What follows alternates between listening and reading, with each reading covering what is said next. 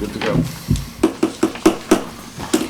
I'd like to call to order the Wednesday, September 7th Tax Increment Financing Board meeting. I will call the roll. Seth Akins. Here. Pam LeBeau. Sean Cadine. Linda Pereira. Here. Frank Marchioni. Here. Richie Gonzalez. Yeah. And myself, present. Okay. Pursuant to the open meeting law, any person may make an audio or video recording of this public meeting and may transmit this through any media. Attendees are therefore advised that such recordings and transmissions are being made, whether perceived or unperceived, and are deemed acknowledged and permissible. Let's say the Pledge of Allegiance. I pledge allegiance to the flag of the United States of America and to the republic for which it stands, one nation, under God, indivisible, with liberty and justice for all. I don't believe we have any citizens' input. So we'll move right away to approve the minutes of August 3rd, 2022. Can I get a motion? Motion to approve. Second. Second. All in favor? Aye. Opposed? Unanimous. We are now going to deal with item number 6, which is the proposed revised amendment of the tax increment financing agreement by and between Blount Fine Foods and Blount Realty and the City of Fall River, dated February 25, 2015. Mr. Fiola. Yes, thank you, Mr. Mayor and members of the board. Thank you for coming out this morning to address this issue. As you may recall, we were here just maybe 2, 3, 4 weeks ago, addressing the same issue, that being the TIF agreement for the Blount's Fine Food expansion within the industrial park. At that point in time, we were working closely with Matt Thomas to prepare a TIF amendment to the 2015 original TIF agreement that Attorney Thomas thought would be appropriate and approved by the state. After the board meeting, or actually prior to the board meeting, I actually sent it up to the state for review. Unfortunately, they didn't get back to us until after the TIF board had met, and they had some recommended changes to the proposed TIF agreement and the amendment that's before you today. So over the last 2-3 weeks, I know that Attorney Thomas has been working diligently with Mass Office of Business Development, with Kevin Kuros up there and Attorney McGovern to formulate a TIF agreement that's going to be acceptable to them.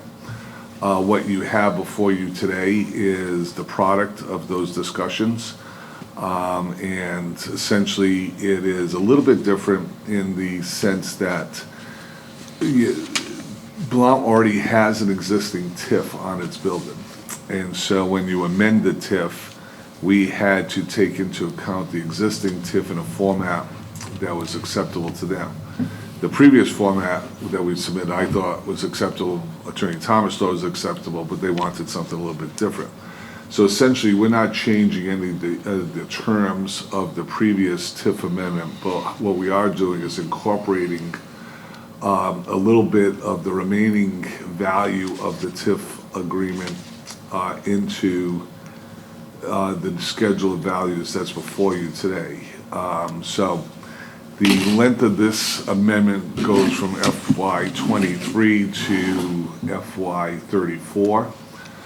You can see on your valuation chart there, rather than having 60% throughout the term like we had the last time, we now have it at 80%, 80, 75, 75, 75, 75, and then the balance is 60. The rationale and the reason why the state wanted to do that was so that we could identify the TIF that was currently on the books there, and we had to adjust the valuation and the exemption to do that. So nothing else has changed. Blount is moving forward. They're expanding. On site, they're putting up a 39,000 square foot expansion.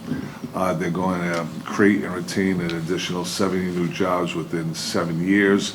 They are also going to retain 950 jobs as part of this proposed TIF amendment. So essentially, nothing has changed from the last time, but for new language within the TIF agreement and amendment itself as prepared by Attorney Thomas and the valuation schedule that's currently before you. So having said that, I'll be happy to answer any questions that you may have as it pertains to this issue. Ken, so on that $6 million on the assessed value, is that the aggregate now? I'm sorry, where's that? On the schedule The values? skills, yeah. So that is the aggregate, yeah. So we kept the increased valuation, but we gave them a higher percentage to take into account The build-out. yeah, of the remaining TIF plus this. And I know, Richie, you were involved in some of these discussions on that as well, Right. so in formulating this agreement. So. Right. So the state's concern was that there were two parallel simultaneous TIFs for some period of time. Correct. And this really creates a single TIF that integrates the first one into the new one. Correct, as opposed to having two different schedules like we had the last time. Although I do think Attorney Thomas's approach was correct, they just wanted a better, more clear approach to it. So I think at the end of the day, both the original TIF amendment that you had approved, as well as this one here, gets you to the point where you need to be, just in a different format. So going forward, we need to be wary of that when we add a TIF on a TIF, let's say, This will be the new template for it. Yeah, this is the first time that we've actually, at least in my recollection, that we've actually had a TIF project start on a project that already had an existing TIF, and how you married the two together was the challenge. Anything further for Mr. Viola? No, I'm good.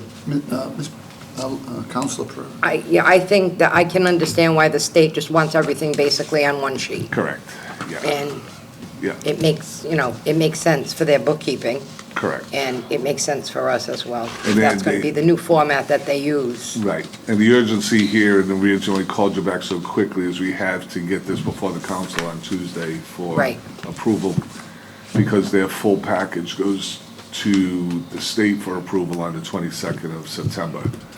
So they can't get their state tax credits unless this is approved locally. So that's why there's an urgency, and I appreciate everybody making time available to do that. With that being said, I'd make a motion to approve. Second. I have a motion, and a second. Any further discussion?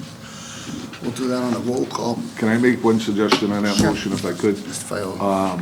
Can you make that just subject to approval of the mayor and city council in case by some reason they come back with a minor tweak here? We don't have to bring it back before the Sure. the fifth one. So make a motion to approve As amended. as amended. Second. Motion, any discussion on the amendment or the original proposal? I'll call the roll. And we'll, Mr. Akins. Aye. Pam LeBeau. Sean Kadim. Linda Pereira. Yes. Frank Marchioni. aye? Richie Gonzalez. Yes.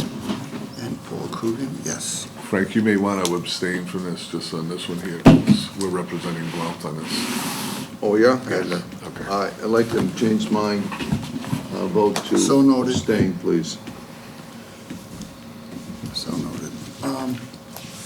Okay. Any new business to come before the committee? Any old business? With that, I'll entertain a motion to adjourn. Motion to adjourn? Second. Motion is second. All in favor? Aye.